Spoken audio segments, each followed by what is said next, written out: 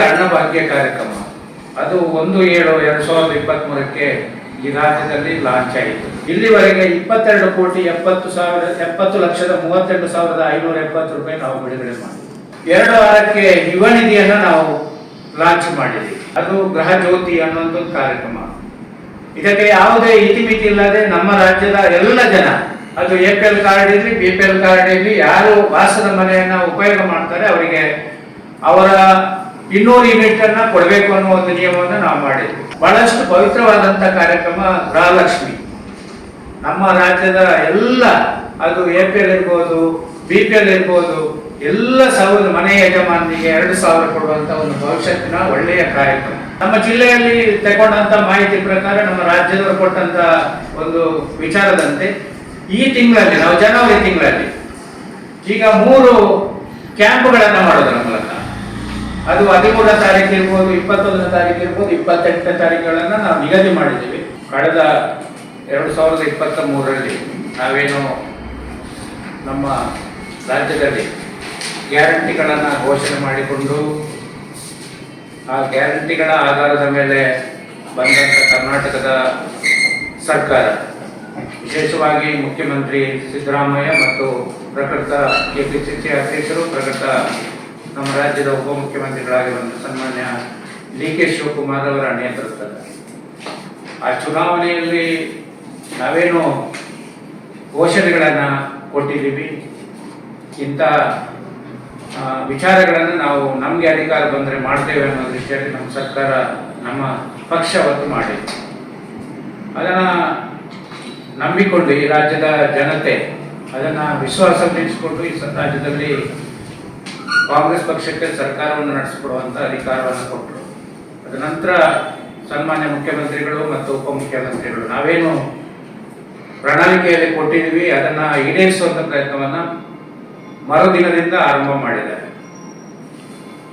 ಅದರಲ್ಲಿ ವಿಶೇಷವಾಗಿ ಫಸ್ಟಿಗೆ ಅನ್ನಭಾಗ್ಯ ಕಾರ್ಯಕ್ರಮ, ಅದು 1/7/2023 ಈ ರಾಜ್ಯದಲ್ಲಿ ಲಾಂಚ್ ಆಯಿತು. ಒಬ್ಬ ವ್ಯಕ್ತಿಗೆ 10 kg ಅಕ್ಕಿ ಕೊಡಬೇಕು ಅನ್ನೋ ಒಂದು ಮಹತ್ವಾಕಾಂಕ್ಷೆಯ ಯೋಜನೆ. ಆದರೆ ನಮ್ಮ ಸರ್ಕಾರ ಬರುವಾಗ ನಮ್ಮಲ್ಲಿರುವಂತಹ ದಾಸ್ತಾನು ಕೊರತೆ ಇತ್ತು, ನಮಗೆ ಬೇಕಾದಂಥ ಸಪೋರ್ಟ್ ಸಿಗದೇ ಇರುವುದರಿಂದ ಅಕ್ಕಿಯನ್ನ 5 kg ನಾವೇನು ಮೊದಲು ಕೊಡ್ತೇವೆ ಅದನ್ನು ಉಚಿತವಾಗಿ ಕೊಡೋದರೊಟ್ಟಿಗೆ ಪ್ರತಿಯೊಬ್ಬ ಸದಸ್ಯನಿಗೆ 5 kg ಅಕ್ಕಿಯ ದುಡ್ಡನ್ನು BPL ಒಂದು ಪಡಿತರ ಚೀಟಿಗೆ ನಾವು ಕೊಡುವಂಥ ಕೆಲಸಗಳನ್ನು ಮಾಡಿದ್ವಿ. ಅದರಲ್ಲಿ ವಿಶೇಷವಾಗಿ ಈ ಮಾಹಿತಿ ನಮ್ಮದು 2 ವಿಭಾಗದಲ್ಲಿ ಮಾಡಿದ್ದೀವಿ ನಾವು. ಒಂದು ಪುತ್ತೂರು ತಾಲೂಕಿಗೆ ಈ ಕಮಿಟಿ ಅಸ್ತಿತ್ವದಲ್ಲಿದೆ. ಅದರ ಒಟ್ಟಿಗೆ ನಾವು ಬಂಟ್ವಾಳ ತಾಲೂಕಿನ ಸುಮಾರು 12 ಗ್ರಾಮಗಳು ಪುತ್ತೂರು ವಿಧಾನಸಭಾ ಕ್ಷೇತ್ರಕ್ಕೆ ಬರ್ತದೆ. ನಿಮ್ಗೆ ಕೊಟ್ಟಿರುವಂಥ ಮಾಹಿತಿ ಪ್ರಕಾರ ಅನ್ನಭಾಗ್ಯದಲ್ಲಿ ನಮ್ಮ ಪುತ್ತೂರು ಕ್ಷೇತ್ರದಲ್ಲಿ 25,424 ಪಡಿತರ ಚೀಟಿಗಳಿಗೆ ಇಲ್ಲಿವರೆಗೆ 22,70,32,570 ರೂಪಾಯಿ ನಾವು ಬಿಡುಗಡೆ ಮಾಡಿದ್ವಿ. ಅದೇ ರೀತಿ ವಿಟ್ಲದ ಭಾಗಕ್ಕೆ ತಗೊಂಡ್ರೆ 8,966 ಪಡಿತರ ಚೀಟಿಗೆ 6,50,00,000 ನಾವು ಬಿಡುಗಡೆ ಮಾಡಿದ್ವಿ. ಸೆಕೆಂಡ್ ಪೇಜಲ್ಲಿದೆ. ನಂತರ ಆರಂಭ ಆಯಿತು 1/8 2 ವಾರಕ್ಕೆ ಯುವ ನಿಧಿಯನ್ನು ನಾವು ಲಾಂಚ್ ಮಾಡಿದ್ವಿ.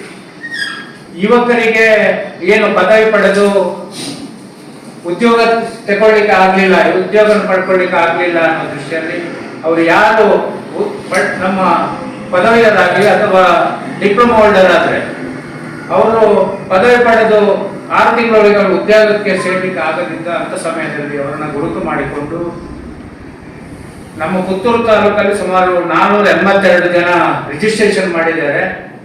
ಅದರಲ್ಲಿ 392 ಜನಕ್ಕೆ ಇವಾಗಲೇ ಏನು ಪದವೀಧರಿಗೆ 3,000 ಅಥವಾ ಡಿಪ್ಲೊಮಾ ಹೋಲ್ಡರ್ಗೆ 1,000 ಹಾಗೆ ಸುಮಾರು 392 ಫಲಾನುಭವಿಗಳಿಗೆ ಅವರಿಗೆ 48,81,000 ರೂಪಾಯಿ ನಾವು ಈಗ ರೀಚ್ ಮಾಡಿದ್ವಿ.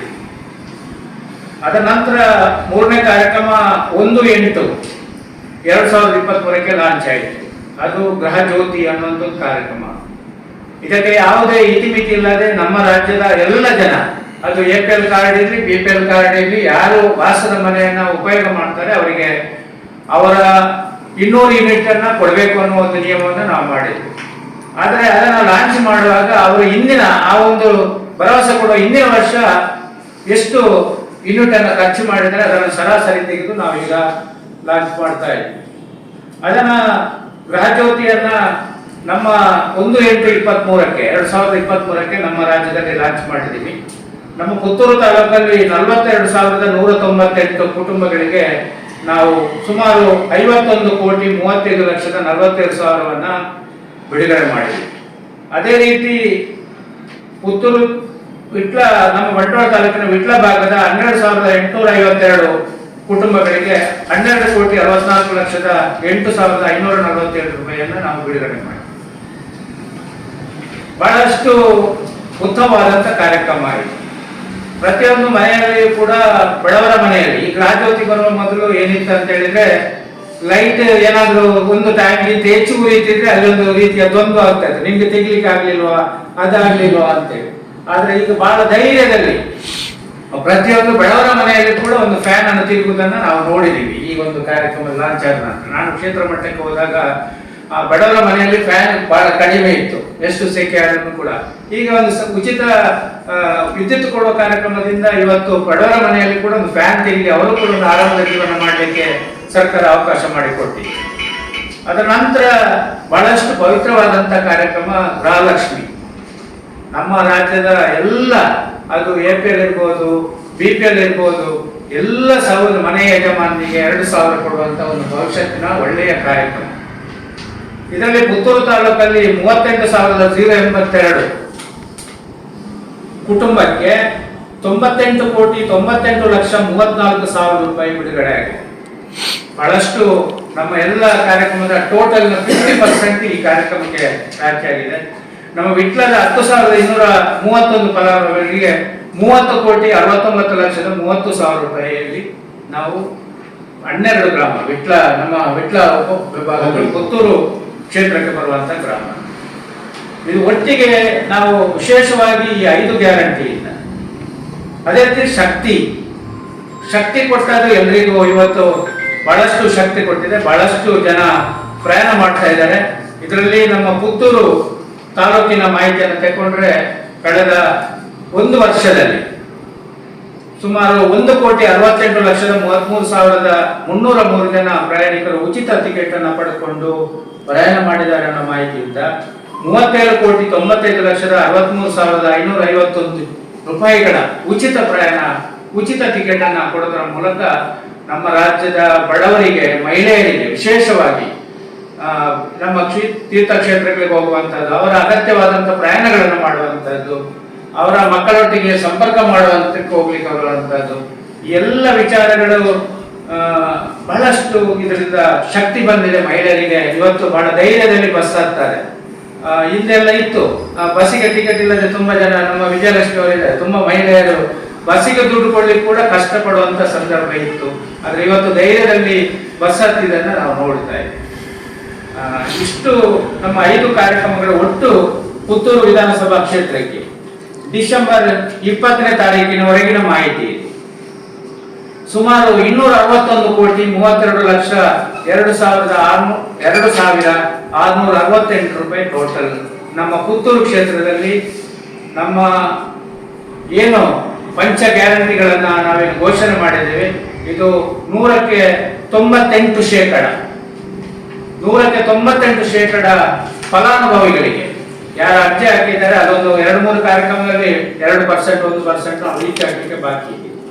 ಸುಮಾರು 260,32,02,668 ರೂಪಾಯಿಯನ್ನ ನಾವು ಇದೆಲ್ಲ ನೇರವಾಗಿ ಅವರ ಖಾತೆಗೆ ಜಮೆ ಮಾಡೋದ್ರ ಮೂಲಕ ಸರ್ಕಾರ ಅವರಿಗೆ ಶಕ್ತಿಯನ್ನು ಕೊಡುವಂತ ಕೆಲಸಗಳನ್ನ ಮಾಡಿದೆ. ನಾನು ಮಾಧ್ಯಮದ ಸ್ನೇಹಿತರ ಹತ್ರ ವಿಚಾರ ಮಾಡ್ತೀನಿ. ತುಂಬಾ ಜನ ಚರ್ಚೆಗಳಾಗ್ತಾ ಇದೆ, ಇದು ಆಗ್ಲಿಕ್ಕಿದೆಯಾ, ಹೋಗ್ಲಿಕ್ಕಿದೆಯಾ, ಪ್ರಯೋಜನ ಇದೆಯಾ.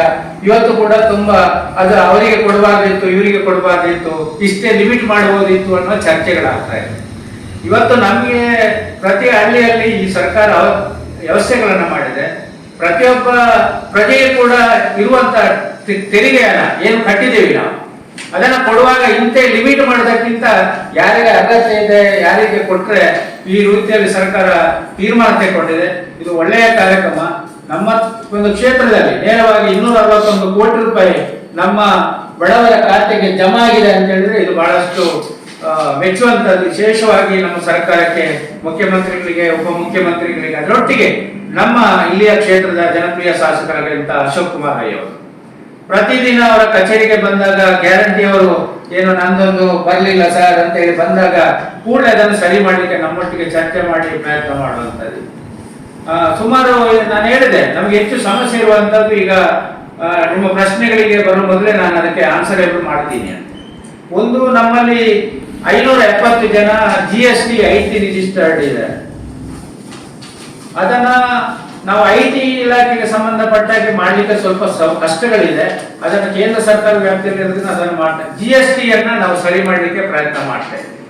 ಸುಮಾರು 89 ಜನ ಅಥವಾ 92 ಜನ GST ಫಲಾನುಭವಿ 579ರಲ್ಲಿ 571ರಲ್ಲಿ ಅದನ್ನ ಮತ್ತೆ ರಿವೋಕ್ ಮಾಡಿ ನಾನು ಕಟ್ತಾ ಇಲ್ಲ ಅಂತ ಹೇಳಿ ಅದನ್ನು ಸರಿ ಮಾಡಿಸಿಕೊಂಡು ದಾಖಲೆಗಳನ್ನು ಕೊಟ್ಟು ಅದನ್ನು ಮತ್ತೆ ನಾವು ಅದನ್ನ ಸರಿ ಮಾಡಲಿಕ್ಕೆ ಸರ್ಕಾರಕ್ಕೆ ಕಳಿಸಿಕೊಟ್ಟಿದ್ದೀವಿ. ಅದರ ಒಟ್ಟಿಗೆ ನಮ್ಮಲ್ಲಿ ತುಂಬಾ ಜನ ಪ್ರಶ್ನೆಗಳು, ಈಗ ನಾನು ಪ್ರಶ್ನೆ ಬರುವಾಗಲೇ ಒಂದು ಮತ್ತೆ ಫೋನ್ ಬಂತು ನನಗೆ, ಇದನ್ನು ಸರಿ ಮಾಡಲಿಕ್ಕೆ ನಮ್ಮ ಹತ್ರ ನಮ್ಮ ಅಂಕಿಅಂಶ ಪ್ರಕಾರ ಸುಮಾರು 5,000ದಷ್ಟು ಜನ ಇನ್ನು ರಿಜಿಸ್ಟ್ರೇಷನ್ಗೆ ಬಾಕಿ ಇದೆ ಗೃಹಲಕ್ಷ್ಮಿ. ಅದು ಸುಮಾರು ಅಂತ ತಗೊಳ್ಳೋಣ, ಅದು ಆಚೆ ಈಚೆ ಇರ್ಬೋದು 40-20. ಅದರಲ್ಲಿ ಅರ್ಜಿ ಹಾಕದವರು ಅಂತೇಳಿ ನಮ್ಗೀಗ ನಮ್ಮ ಜಿಲ್ಲೆಯಲ್ಲಿ ತಗೊಂಡಂತ ಮಾಹಿತಿ ಪ್ರಕಾರ, ನಮ್ಮ ರಾಜ್ಯದವರು ಕೊಟ್ಟಂತ ಒಂದು ವಿಚಾರದಂತೆ ಈ ತಿಂಗಳಲ್ಲಿ, ನಾವು ಜನವರಿ ತಿಂಗಳಲ್ಲಿ ಈಗ 3 ಕ್ಯಾಂಪ್ಗಳನ್ನ ಮಾಡೋದರ ಮೂಲಕ, ಅದು 13ನೇ ತಾರೀಕು ಇರ್ಬೋದು, 21ನೇ ತಾರೀಕು ಇರ್ಬೋದು, 28ನೇ ತಾರೀಕುಗಳನ್ನ ನಾವು ನಿಗದಿ ಮಾಡಿದ್ದೀವಿ. ಒಂದು 3 ಕಡೆಯಲ್ಲಿ 13ನೇ ತಾರೀಕು ಫಸ್ಟಿಗೆ ಉಪ್ಪಿನಂಗಡಿಯಲ್ಲಿ ಆಗ್ತದೆ. 2ನೇದಕ್ಕೆ ಡೇಟ್ ಮಾಡಿದ್ರೆ 21 ಮತ್ತು 28. ಅದಕ್ಕೆ ನಾವು ಆ ಪ್ಲೇಸ್ ಅನ್ನ ಫಿಕ್ಸ್ ಮಾಡೋದ ಕೆಲಸಗಳನ್ನ ಅಂತಿಮವಾಗಿ ಗೊಳಿಸ್ತಾ ಇದ್ದೇವೆ. ಅದರ ನಂತರ ಒಟ್ಟು 5 ಕ್ಯಾಂಪ್ಗಳನ್ನ ಟೋಟಲ್ ಈಗ 3 ಫಿಕ್ಸ್ ಆಗಿದೆ.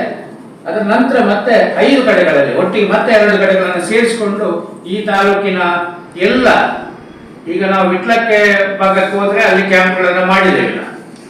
ಯಾರು ಅರ್ಜಿಗಳು ತಿರಸ್ಕೃತ ಅರ್ಜಿಗಳು ಅಂತ ಹೇಳ್ತೀವಿ, ಕೆಲವರು IT GST ಅದನ್ನೇನು ಸರಿ ಮಾಡ್ಲಿಕ್ಕೆ ಆಗ್ತದ, GST ಇದನ್ನು ಸರಿ ಮಾಡ್ಲಿಕ್ಕೆ ಆಗ್ತದೆ. ಕೆಲವು ತುಂಬಾ ಜನ ತಪ್ಪು ತಿಳುವಳಿಕೆಯಿಂದ GST ಒಳಗಡೆ ಬಂದಿದ್ದಾರೆ. ನಮ್ಮ ಸೈಬರ್ ಬ್ರಾಂಚ್ಗಳಲ್ಲಿ ತುಂಬಾ ಜನ ಸಿಕ್ಕಾಕೊಂಡಿದ್ದಾರೆ. ಒಂದು ಉದಾಹರಣೆ ಕೊಡೋದಿದ್ರೆ, ನಮ್ಮ ಪಾನ್ ಕಾರ್ಡಿಗೆ ಆಧಾರ್ ಲಿಂಕ್ ಮಾಡುವಾಗ 1,000 ರೂಪಾಯಿ ನಾವೇನು ದಂಡನೆ ಕಟ್ಟಿದ್ದೇವೆ, ಅದನ್ನು ಕೂಡ IT ಇಲಾಖೆ IT ಅಂತೇಳಿ ಲೆಕ್ಕಕ್ಕೆ ತಗೊಳ್ಳುವಂತ ವಿಚಾರ ಬಂದಿದೆ. ಸುದ್ದಿ ಚಾನಲ್, ಕ್ಷಣ ಕ್ಷಣದ ಸುದ್ದಿಗಾಗಿ. That's my gadget. Let's go have some fun then.